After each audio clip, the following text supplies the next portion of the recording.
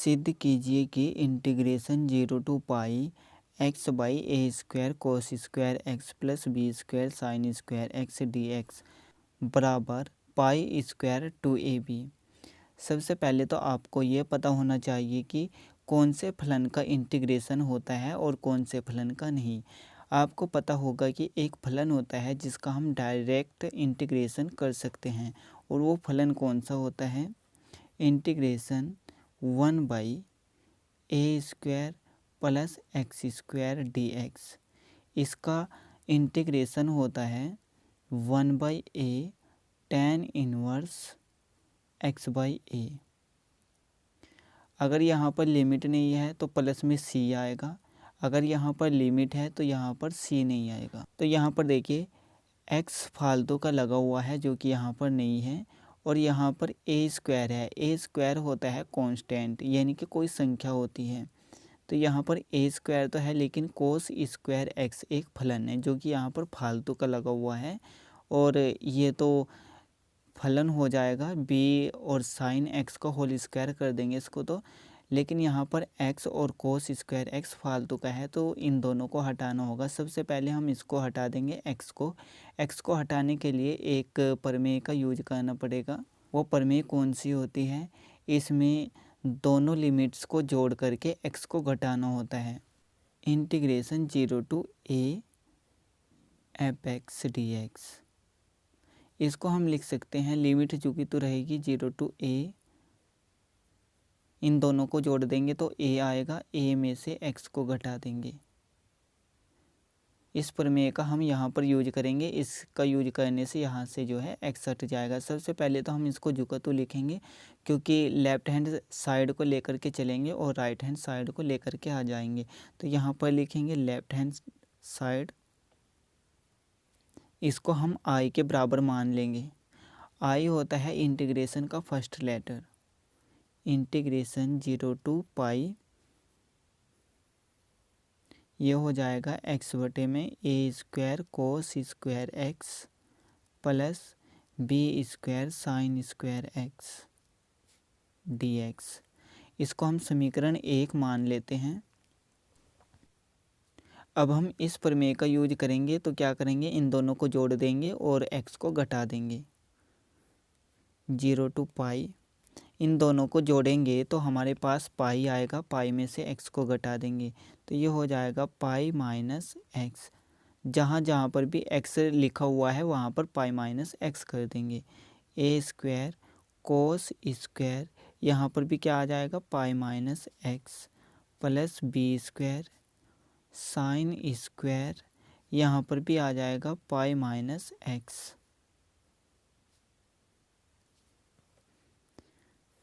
Integration 0 to π।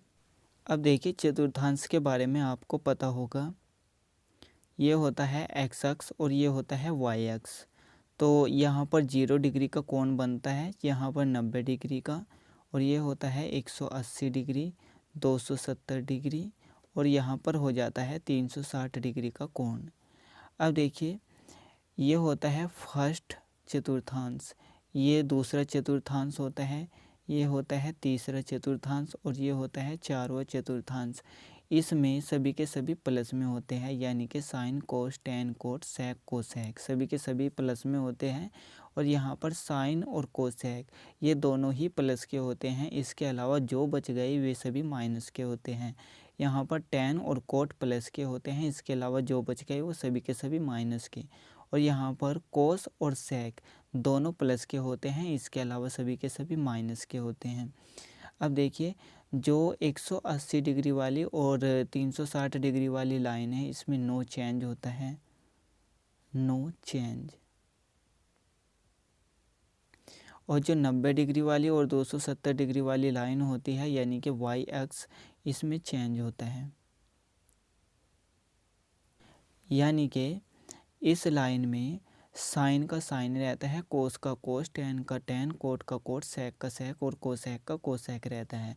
और इस line में साइन का कोस हो जाता है, कोस का साइन, टेन का कोट, कोट का टेन, सेक का कोसेक और कोसेक का सेक हो जाता है। 90 डिग्री को हम लिखते हैं π/2 से और 180 डिग्री को लिखते हैं पाई से। अब देखिए यहाँ पर क्या दे रखा है, पाई माइनस एक्स यानी कि पाई माइनस थीटा, यानी कि 180 डिग्री से कम है। तो 180 डिग्री से कम यहाँ पर है, यानी कि सेकंड चतुर्थांश। तो इसमें साइन और कोसेक प्लस के होते हैं, उसके अलावा सभी माइनस के हो जाते हैं। और इस लाइन में नो चेंज होता है, यानी कि साइन का साइन कोस का कोस। तो यहाँ पर साइन का साइन रहेगा, कोस का कोस रहेगा, और साइन और कोसेक प्लस का रहेगा, उसके अलावा सब माइनस, यानी कि ये वाला प्लस में रहेगा और ये माइनस में हो जाएगा। तो यहाँ से आएगा पाई माइनस एक्स, ये जुकतु रहेगा, A square cos square pi minus X, ये माइनस का होता है लेकिन यहाँ पर स्क्वायर लगा हुआ है, तो स्क्वायर की वजह से ये भी प्लस में आएगा। तो ये हो जाएगा कोस स्क्वायर एक्स, क्योंकि थीटा बचेगा बाद में, प्लस बी स्क्वायर, ये प्लस में आएगा, साइन स्क्वायर एक्स dx। क्योंकि अगर 2 की घात 2 है और माइनस 2 की घात 2 है तो दोनों सेम ही आएंगे ना, ये हो जाएगा प्लस का 4 और ये भी प्लस का 4 हो जाएगा। अगर घात सम है तो संख्या प्लस में आएगी, अगर घात विषम है तो संख्या माइनस में आएगी।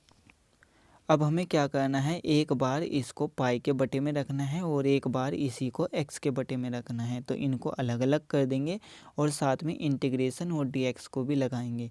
तो ये हो जाएगा 0 to पाई, पाई बटे में हो जाएगा A square cos square X plus B square sine square X dx minus integration 0 to pi X बटे में हो जाएगा A square cos square X plus B square sine square X dx। अब यहाँ पर देखिए ये क्या आया हमारे पास, इंटीग्रेशन 0 to पाई एक्स बटे में A square cos square X plus B square sine square X, जो कि हमारा समीकरण 1 में हमने मान रखा है। तो यहाँ पर इसके स्थान पर हम आई को रख देंगे, क्योंकि ये आई के बराबर में हमने माना है। तो ये हो जाएगा इंटीग्रेशन 0 to पाई, पाई बटे में A square cos square X plus B square sine square X dx minus I हो जाएगा। अब हम क्या करेंगे, इस आई को इस तरफ लेकर आएंगे तो ये प्लस में हो जाएगा, क्योंकि इस तरफ माइनस में है। तो ये हमारे पास आई चल रहा है, आई और प्लस आई हो जाएगा, बराबर इंटीग्रेशन 0 to पाई, पाई बटे में है A square cos square X plus B square sine square X dx। I और आई ये हो जाएगा 2i, इंटीग्रेशन 0 to पाई। अब देखिए पाई एक कांस्टेंट है, यानी कि एक संख्या है, तो हम इसको बाहर की तरफ कर लेंगे। तो यहाँ पर बचेगा 1 बटे में A square cos square X plus B square sine square X dx। अब यहाँ पर देखिए हमने x को हटा दिया है, अब यहाँ से हमें कोस स्क्वायर एक्स को हटाना है। अगर ये हट जाएगा तो यहाँ पर बचेगा ए स्क्वायर, यानी कि कांस्टेंट। यहाँ से कोस स्क्वायर एक्स को हटाने के लिए क्या करेंगे, हम यहाँ पर कोस स्क्वायर एक्स से गुणा और भाग कर देंगे। तो यहाँ से जो है कोस स्क्वायर एक्स हट जाएगा, पाई इंटीग्रेशन 0 to पाई, ये हो जाएगा 1 बटे में A square cos square x बटे में कोस स्क्वायर एक्स।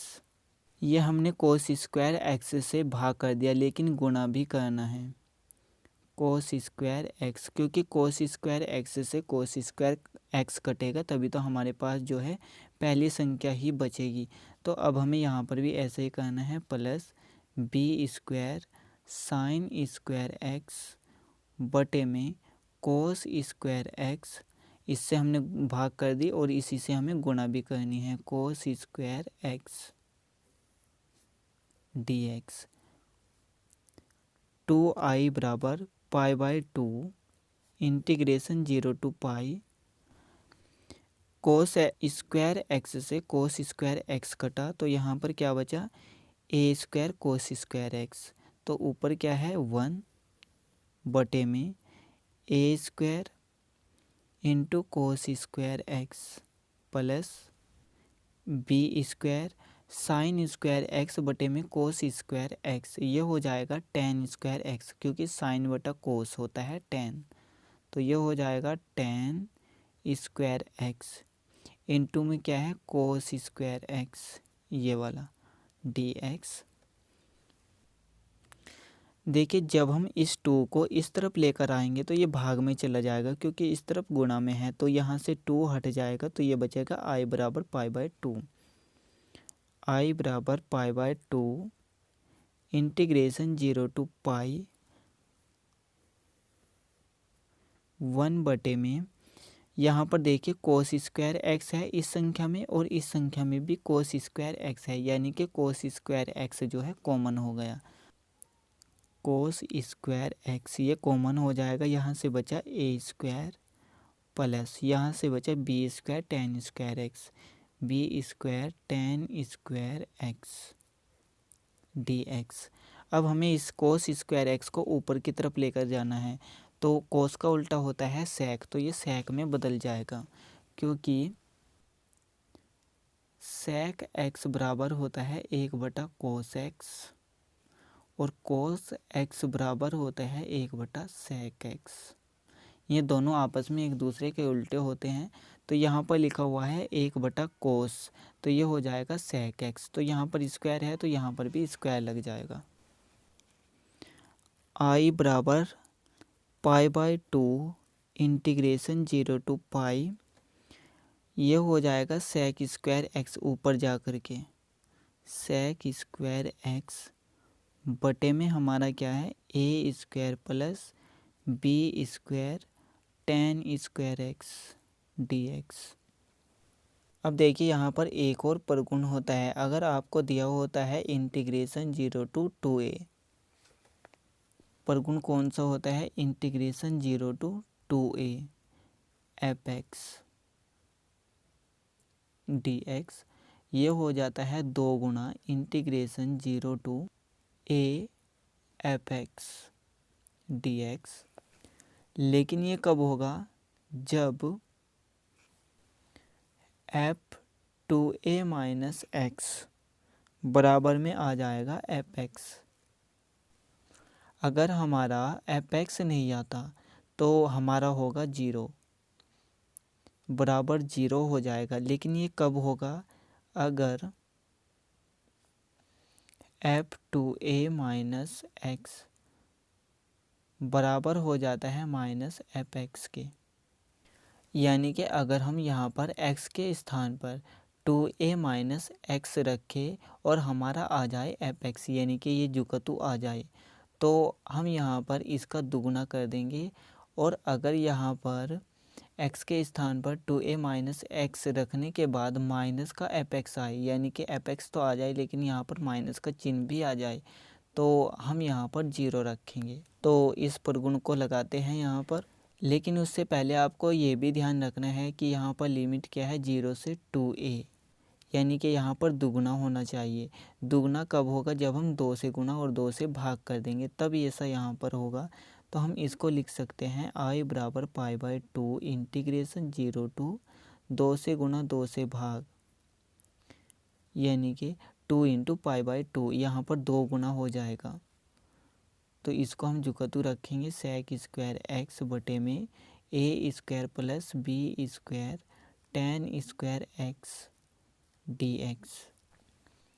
अब हमें क्या करना है, यहाँ पर इस फलन में x के स्थान पर 2a माइनस एक्स करना है, यानी कि 2a, a क्या हो गया पाई बाई 2। तो इसको हम जब गुणा करेंगे तो हमारे पास पाई ही आएगा, जो कि इन्होंने कहा है कि इन दोनों की गुणा करनी है। तो पाई में से माइनस करेंगे x को, तो यहाँ पर क्या हो जाएगा सेक स्क्वायर एक्स के स्थान पर हो जाएगा पाई माइनस एक्स। तो जहाँ पर भी एक्स होगा वहाँ पर पाई माइनस एक्स को रखना है। तो ये हो जाएगा sec square pi minus X बटे में हो जाएगा A square plus B square tan square pi minus X. अब देखिए ये 180 डिग्री वाली लाइन है, यानी कि ये वाली लाइन है, और इसमें नो चेंज होता है, यानी कि साइन का साइन कोस का कोस रहता है और टेन का टेन रहता है।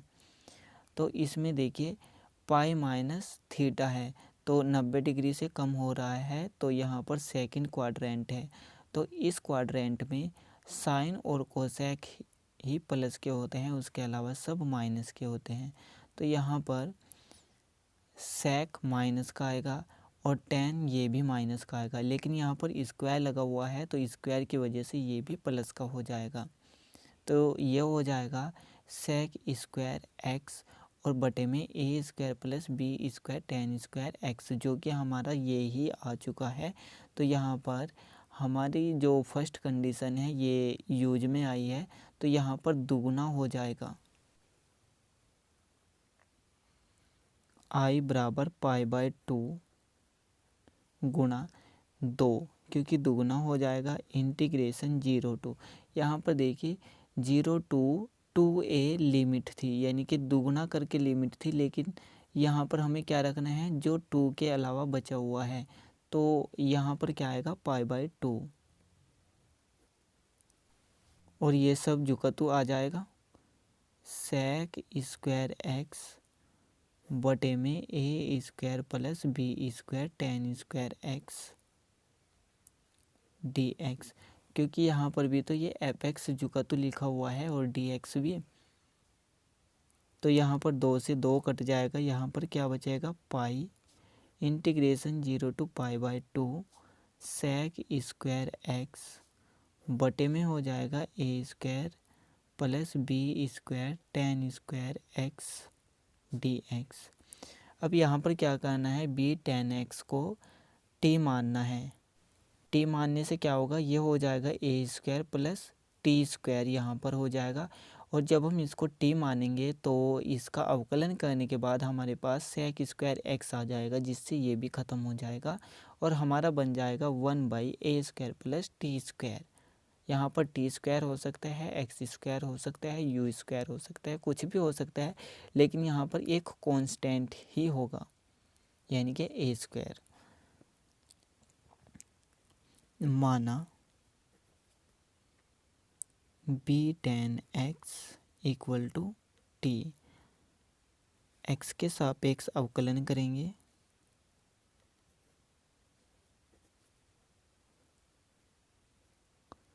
अवकलन करने पर बी जुकतु रहेगा क्योंकि कांस्टेंट है, ये गुणा में रहेगा, तो टेन एक्स का अवकलन होता है सेक स्क्वायर एक्स बराबर टी का अवकलन होता है D T by D x.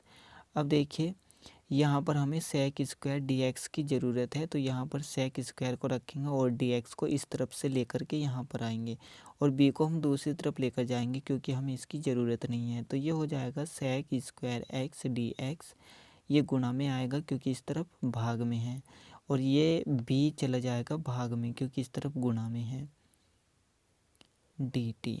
अब हमें क्या करना है, बी टेन एक्स के स्थान पर यहाँ पर टी को रखना है, और sec square x D x इसके स्थान पर 1/b डी टी को रखना है। लेकिन यहाँ पर देखिए ये एक्स का एक फलन था तो एक्स की लिमिट थी, तो यहाँ पर टी का फलन कर दिया हमने, तो यहाँ पर टी की लिमिट आएगी। तो हमें यहाँ पर लिमिट भी बदलनी है।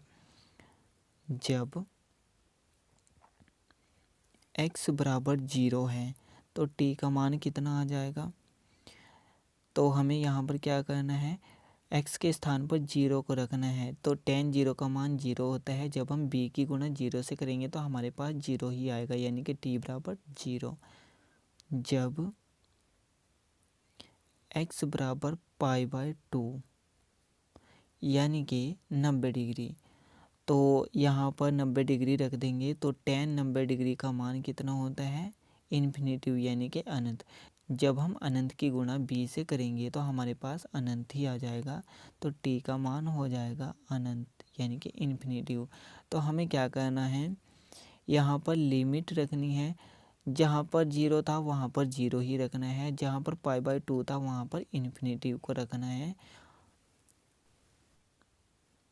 i बराबर इंटीग्रेशन, देखिए पाई है तो हम यहाँ पर पाई को रखेंगे, पाई, और sec square x D x के स्थान पर हमें क्या रखना है, 1/b/dt को। तो इसको हम सामने की तरफ लेकर आ जाएंगे, गुणा करेंगे तो π/b आ जाएगा, और यहाँ पर 0 के स्थान पर 0 को रखेंगे लिमिट, और π/2 के स्थान पर इन्फिनिटिव को रखेंगे।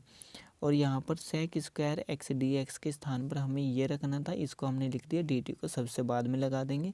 तो यहाँ पर 1 बचा, बटे में a स्क्वायर जुका 2 प्लस b tan x के स्थान पर t को रखेंगे, तो इनका होल स्क्वायर था तो यहाँ पर भी स्क्वायर हो जाएगा dt। i बराबर π/b। अब इसका एक डायरेक्ट इंटीग्रेशन होता है, क्या होता है integration, 1/a tan inverse x/a, तो यहाँ पर t है तो यहाँ ये हो जाएगा t/a। ए हमारा कांस्टेंट होता है, अगर यहाँ पर 5 होता तो यहाँ पर भी 5 आता और यहाँ पर भी 5, अगर 7 होता तो ये भी 7 हो जाता। तो यहाँ पर लिमिट कितनी है, 0 टू इन्फिनिटी, तो लिमिट को भी लगा देंगे। अब देखिए 1/a कांस्टेंट है तो इसको हम बाहर की तरफ लेकर आएंगे, क्योंकि यहाँ पर लिमिट नहीं रखी जाएगी। लिमिट को कहाँ पर रखा जाता है, जिसके सापेक्ष हम इंटीग्रेशन कर रहे होते हैं तो उसी के स्थान पर हमें लिमिट को रखना होता है। तो यहाँ पर t के सापेक्ष हमें इंटीग्रेशन किया है तो t के स्थान पर ही लिमिट को रखेंगे, तो ये बाहर की तरफ लेकर आएंगे तो ये हो जाएगा π/b और गुणा में आ जाएगा 1/a। यहाँ पर बचेगा tan inverse t/a, limit 0 to infinity. अब हमें क्या करना है, एक बार t के स्थान पर ऊपर की लिमिट को रखना है और माइनस करना है नीचे वाली लिमिट को रख करके, तो ये हो जाएगा π/ab। tan इनवर्स t के स्थान पर इन्फिनिटिव बटे में a माइनस नीचे वाली लिमिट को tan इनवर्स t के स्थान पर 0 को रखेंगे तो बटे में a आ जाएगा, π/ab। जब हम इन्फिनिटिव को a से भाग करेंगे यानी कि किसी भी संख्या से भाग करेंगे तो हमारे पास इन्फिनिटिव ही आएगा, क्योंकि इन्फिनिटिव एक बहुत बड़ी संख्या होती है। ये हो जाएगा tan इनवर्स इन्फिनिटिव माइनस, जब हम किसी भी संख्या से 0 को भाग करते हैं तो हमारे पास 0 ही आता है, तो ये हो जाएगा tan इनवर्स 0। i बराबर π/ab। अब देखिए यहाँ पर इन्वर्स लगा हुआ है तो इसलिए हमें यहाँ पर ये देखना है कि tan के अंदर, क्योंकि tan पर इन्वर्स लगा हुआ है तो हमें tan के अंदर ही देखना है कि tan का ऐसा कौन सा कोण है जिसका मान इन्फिनिटिव आता है। तो यहाँ पर tan 90 का मान इन्फिनिटिव आता है, तो हम यहाँ पर 90 डिग्री को रखेंगे, तो यहाँ से सब कुछ ख़त्म हो जाएगा, बस हमें 90 डिग्री को रखना है।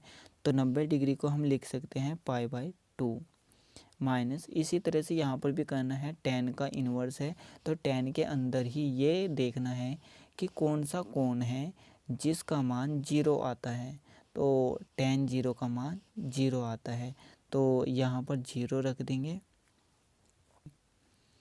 i बराबर